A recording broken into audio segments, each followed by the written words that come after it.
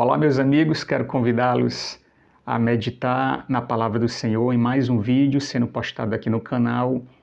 Se você me assiste pela primeira vez, inscreva-se no canal, curta os vídeos, ative as notificações para sempre chegar as mensagens de que há um vídeo novo e, se possível, compartilhe com os familiares e amigos, pois aqui estamos pregando a Palavra do Senhor de uma maneira simples e um evangelho genuíno.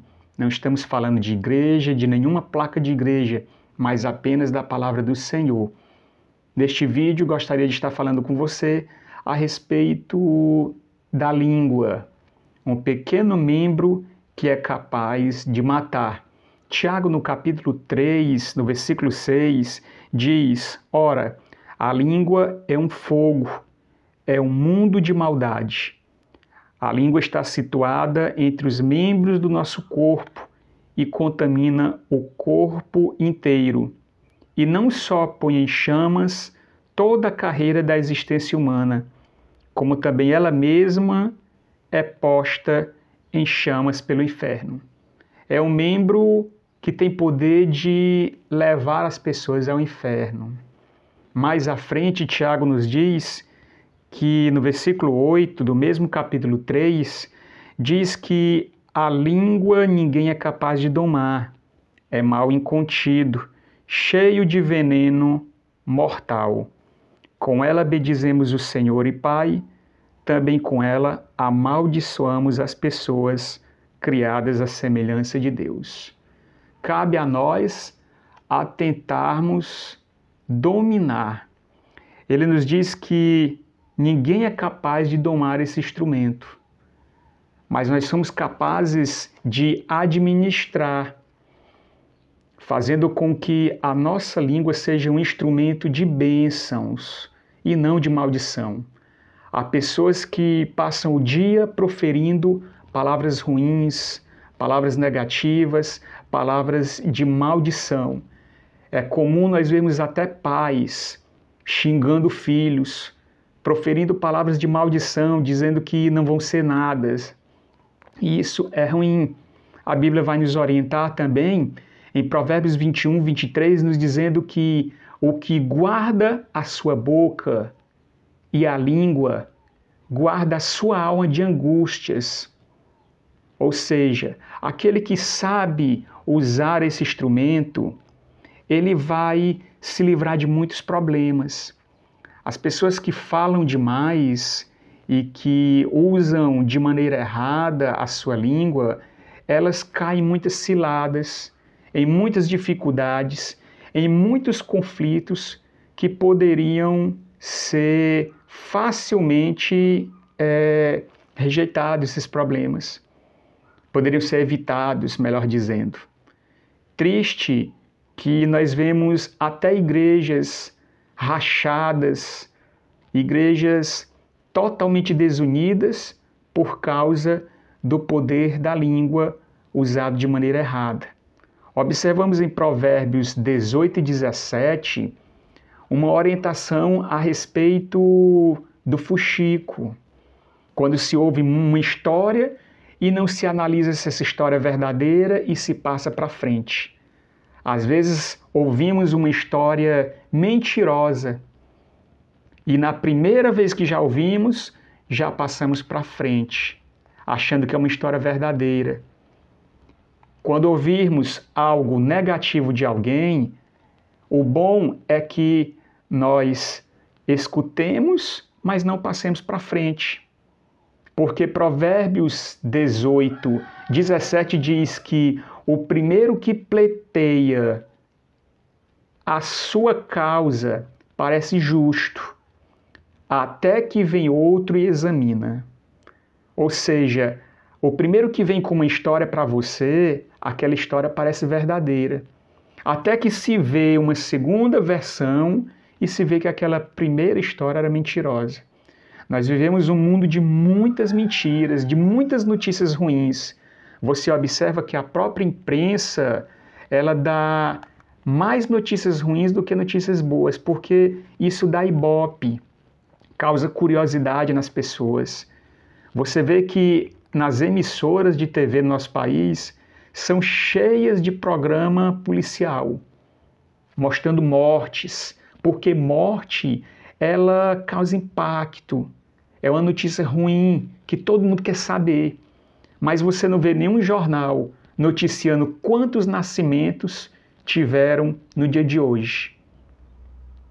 Quantas pessoas estavam internadas e foram restauradas na sua saúde e saíram do hospital recebendo alta. Você não ouve, mas você vai ouvir mais tarde que tem vários assassinatos durante o dia na nossa cidade.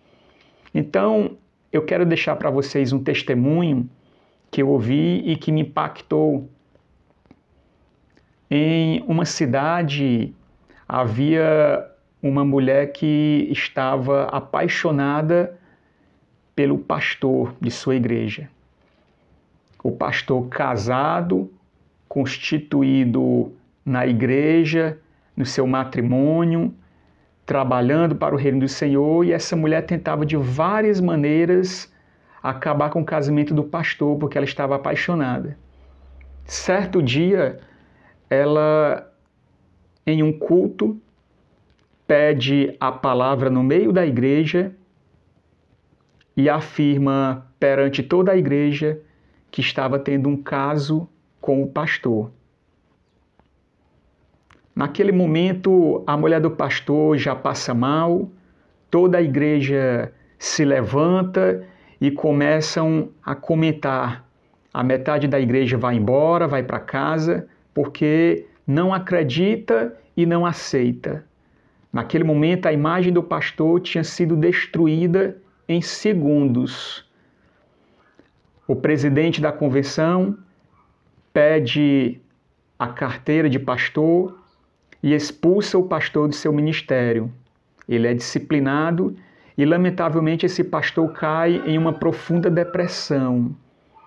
Vai embora da cidade, perde ministério, família e se isola naquele lugar. A esposa se separa e os filhos, tristemente, o deixam naquele local.